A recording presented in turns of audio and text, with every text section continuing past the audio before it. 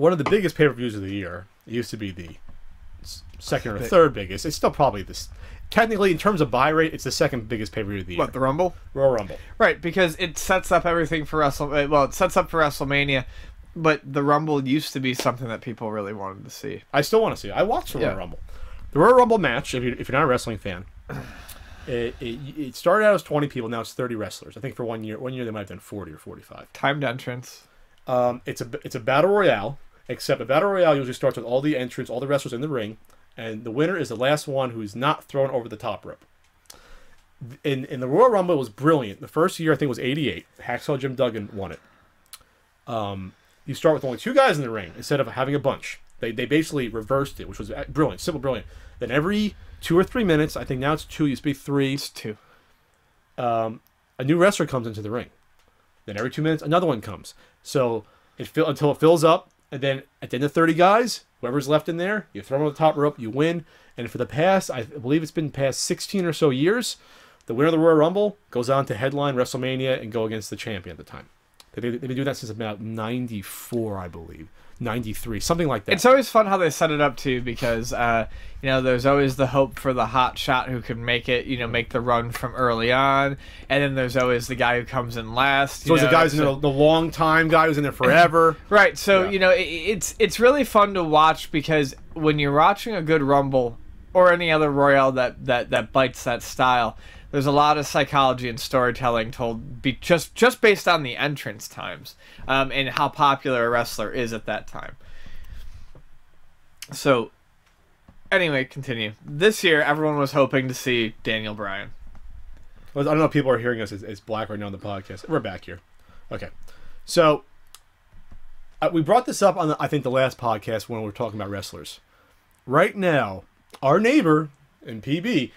Bryan Danielson, known as Daniel Bryan in the wrestling world, is probably the most popular wrestler since arguably The Rock, when The Rock was around. Because The Rock was a little bit after when Stone Cold left in like 2003. Good old American Dragon.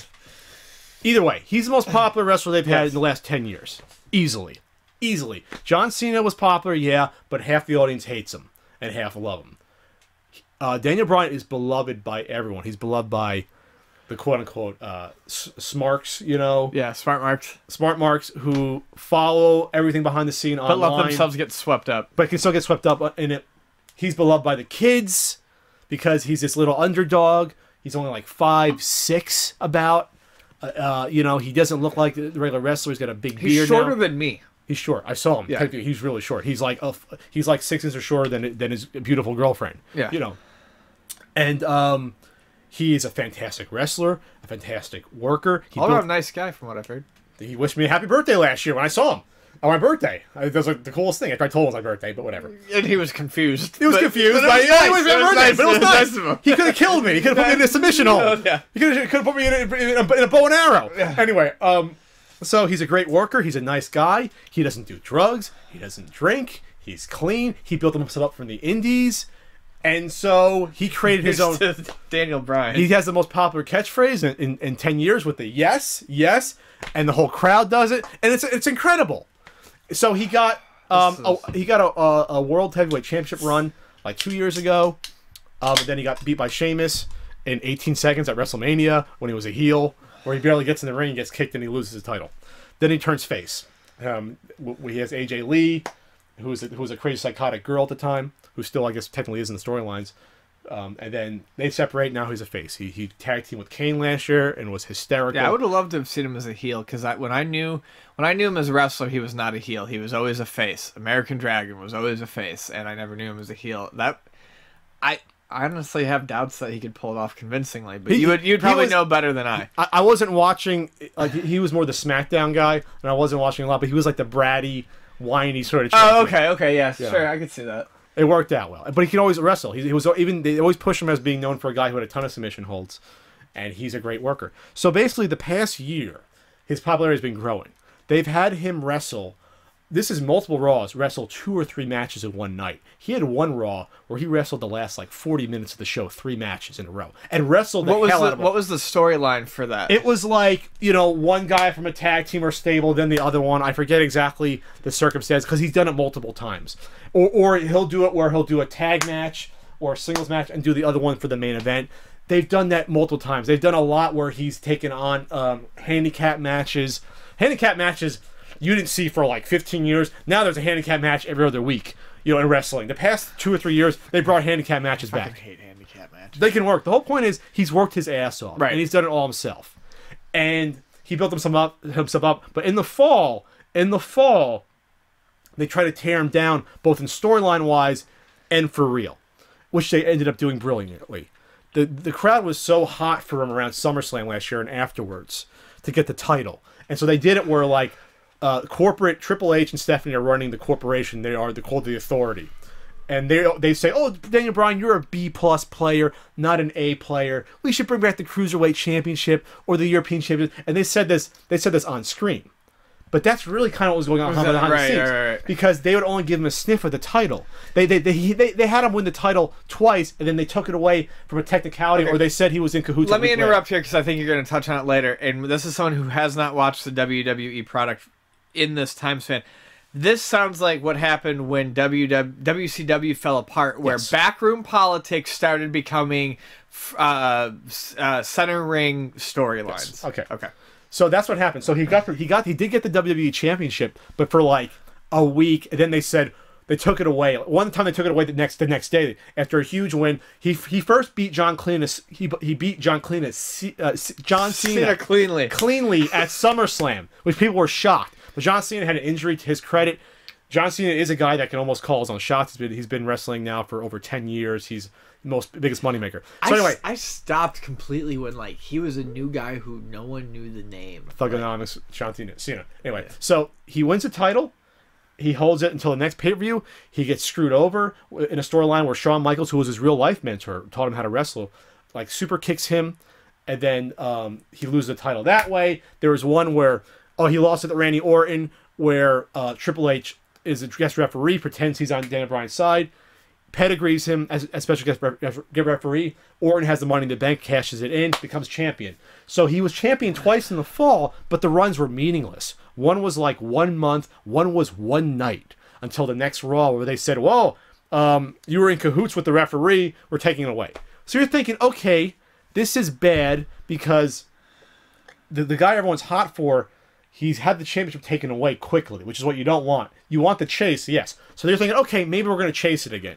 So then what happens is he gets into this feud with the Wyatt family. And the Wyatt family is 3 guys, and one of the guys was a guy named Husky Harris, who's actually Mike Rotunda's IRS's son in real life, who's a great character. I've heard they're actually pretty good wrestlers. They are couple good. Of them, yeah. All 3 of them are good. 2 big lumbering guys are actually move well, and then Bray Wyatt, who's like this cult leader character, who is almost like Waylon Mercy a little bit, if you remember him from the mid-90s, mixed with like Jake the Snake. Okay. But he's a cult leader.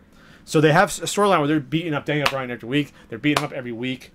And no one's doing anything to stop him. They're ganging up on him. They're having handicap matches. Another Raw where they had like, he has to beat both guys to get to Bray Wyatt. So he beats both in good matches or whatever, gets to Bray Wyatt. And then they beat him down anyway. So he turns heel for 2 or 3 weeks. It's bizarre. They turn him heel for only 3 weeks. They hot shot it, where they say, "Oh, Daniel Bryan is now in the family as the 4th Wyatt member." So basically, he was beaten down, broken down, and then brought into the family. Cult. Okay. Even then, the crowd doesn't know what to do. They're cheering for him, and it's unclear if even the writers know what the hell they're doing with this, because obviously, it's unclear if they turned him to get the fans to stop cheering for him because they know he's the most popular wrestler, right? Or if they're actually going somewhere with it. Or if they're building something, right? So with even between one pay-per-view, it didn't even last a pay-per-view. It was 3 weeks. He wrestles in tag teams, and he's beating the shit out of the faces like Kofi Kingston. He's like really beating them, and he's helping, and he's saying, I want to be part of the family. I want to teach you guys. And even the announcers are putting over the fact, wow, with Daniel Bryan in this stable, they're unstoppable. So then it gets to a thing where they set up a cage match with 2 other guys. And it's going to be Bray Wyatt, who's the head of the Wyatt family, teaming with Daniel Bryan against two guys I totally forget, and it happened like 6 weeks ago. So they get him in the steel cage. It was the Usos. The Usos, which is a Pacific team, they're all related to each other. They're a pretty good tag team. They're like in their mid to late 20s.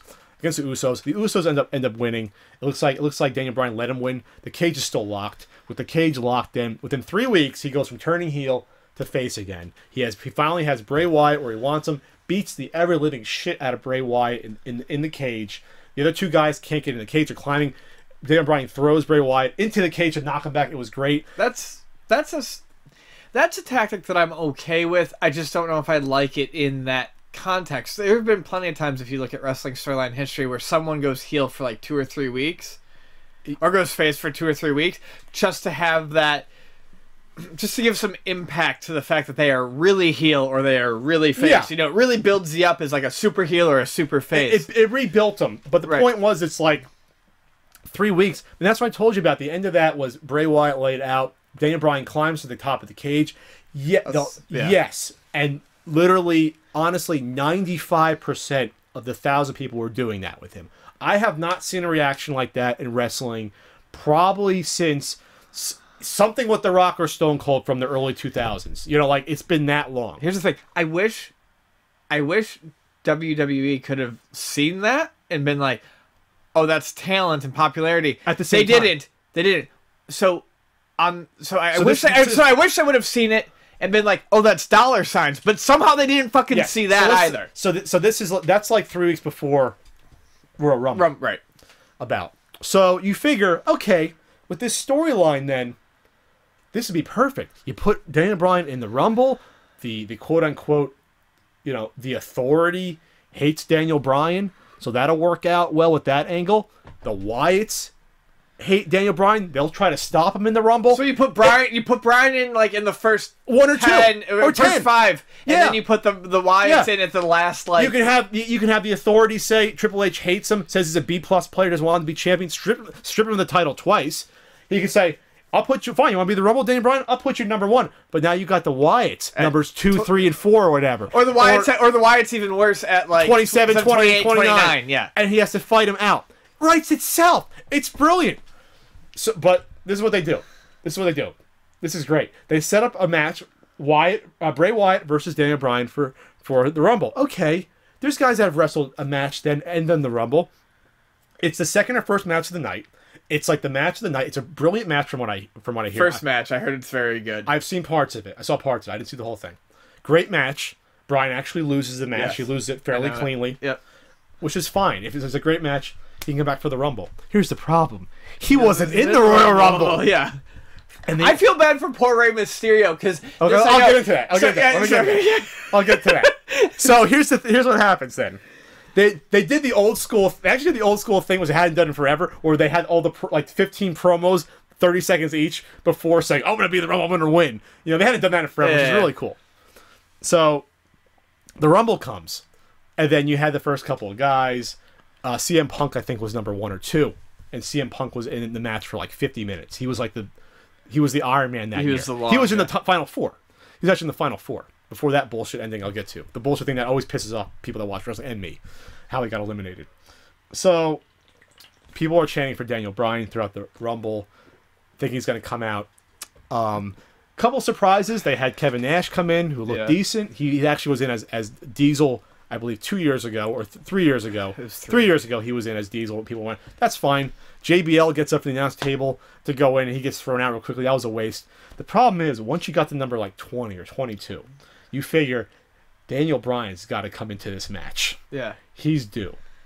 But the problem was, they already told you who was left. So you had the returning Dave Bautista, who I'll get into. He hadn't been around since 2010. The big muscle-bound guy was going to be in Guardians of the Galaxy. He was returning to the Rumble.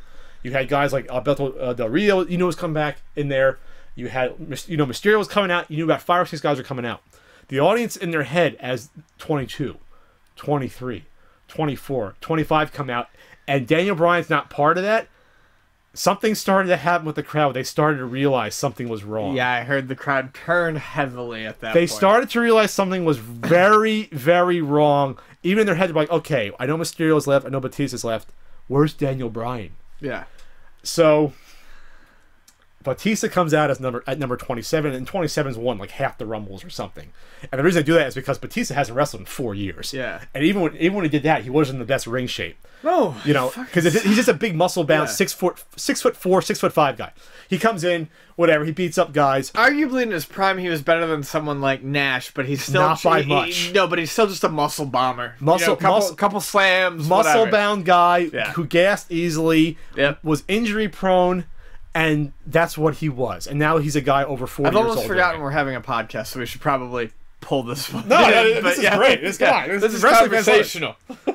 So basically, what happens is Bautista comes in, crowd actually boos him. They actually boo him. Yes, good. I didn't know that. They weren't... it wasn't heavy. It'll get better.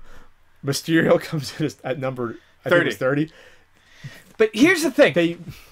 I feel bad for Mysterio. They booed the shit out of him. They booed little Rey Mysterio Jr., who has always been a face his entire career. He's always been a fan favorite. But I think man. even Mysterio understood it, and the crowd did it for the same reason. They weren't booing him because they don't like Rey Mysterio. They were booing the company. They were booing the lack of Daniel Bryan. They were booing the company.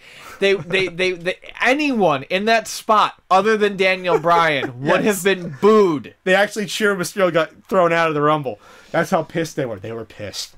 Oh, yeah. And so the final four were returning Sheamus, who's a muscle-bound guy but actually can wrestle. I don't like his character, but Sheamus Sheamus can work.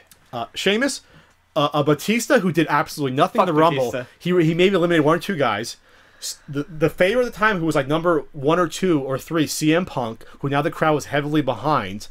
And the 4th guy, Roman Reigns, who is actually The Rock's cousin, who's a member of the Shield, who's a heel faction. But Reigns is a guy they built up in Survivor Series. He's like 6'5". He's muscular. He has the look, though. He has the look and the charisma. He eliminated the entire other team at the Survivor Series, about using the spear, which had never been done before. He threw out the most. Survivor Series is fun. He threw out the most guys ever at this Rumble. He beat Kane's record of 11. He threw out 12 guys at this Rumble. Oh, wow. So those are your final 4. That's a decent final 4, even without Daniel Bryan. Corporate Kane, who's turned corporate, got rid of the mask, working for Stephanie and Triple H, comes down.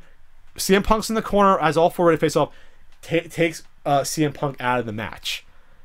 Crowd did not like that either, because he was the only good worker left in the match. Because when are they going to learn that interference like that is good? They do it every year now. Once in a while. They do it every year now. Once in a while. Right. You can't do that every year. That's something. A guy who's not in the Rumble or a guy's been eliminated. But even a guy gets eliminated makes sense. This guy was in the Rumble. So if he was eliminated, that's one thing. But still, you've got to use that shit sparingly. Yeah.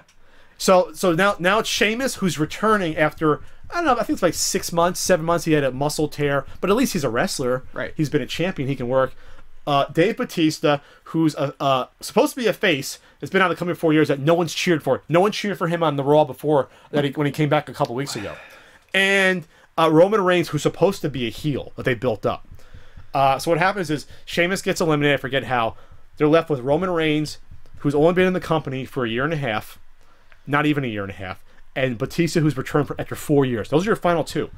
The crowd turned on Bautista and was rooting for the heel Roman Reigns. I was rooting for Roman Reigns, even though I knew he was not going to win. What did Bautista win with? A top rope. Yeah, but I mean, this is what happened. Rope, but this is what happened. Reigns has a setup move called a Superman Punch, which is good. A Superman Punch in mixed martial arts is an actual move where you jump and punch. Roman Reigns is the first one to add it. Roman Reigns does a cool though. He puts his fist on the ground, like Superman in the movie, comes up and then hits you. He does a setup. So I think he did that. And Roman Reigns has a spear. Bautista has a spear too. Bautista had a spear that was like his special move, but not his finisher. The Bautista bomb was. They spear each other. Reigns spears Bautista. After Bautista, I think, speared Reigns. Reigns just goes to throw him out by head. Simple reversal. Bautista throws him out. It wins the Rumble in the worst fashion. And Bautista hadn't even done shit that Rumble. He threw out maybe like 2 people. And was most of the time in the corner, gassed, not doing anything. So the crowd turns on this as if their mothers got kicked in the taint. I love it when there's such a huge difference, and you can hear it in the tone. There's a huge difference between boos for a heel, and boos because this is bullshit. The company fucked up. Yes. So the crowd booed heavily. There were just like Daniel Bryan chants all throughout the Royal Rumble, think he was going to be in it. The next night, they try to save it with Daniel Bryan coming out to Triple H saying, "You wouldn't have me in the Rumble," which was totally a response in response to the night before. They hadn't planned that. So this is where it gets. You think this is bad? This is where my knowledge. This is where my knowledge ends, because at this point I don't know what I don't know what happens after this. I just heard that most people were hoping for they would save it on Raw. I went on Twitter and said it was bullshit, and I never tweeted about wrestling. What happens on Raw? Mick Foley went online and spoke out against it. He said he was going to throw a brick through his TV. And then he did it. He did it. I know he did it, yeah. Mick Foley commented how this was bullshit. This was be Daniel Bryan's year. So then what happened was... He just looked at his kids and was like, you know what? We'll buy another one tomorrow, but I said something that I would do, and I'm going to do it. So